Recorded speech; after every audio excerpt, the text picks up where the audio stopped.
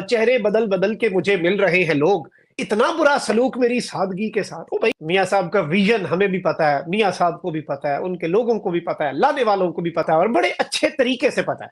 मैं के रिजल्ट्स भी दे देता हूं कि अकेले दौड़ कर भी अव्वल ना आ सके।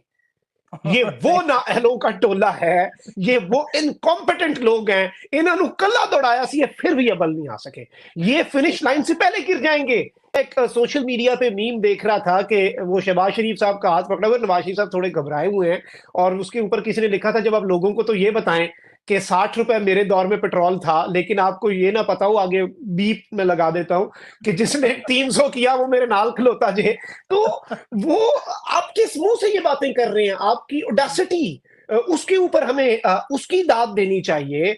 और आप इस कौम के साथ देखें, 25 करोड़ अवाम है, हमारी सादगी के साथ इतना बुरा सलूक। हमारे हम सादा थे,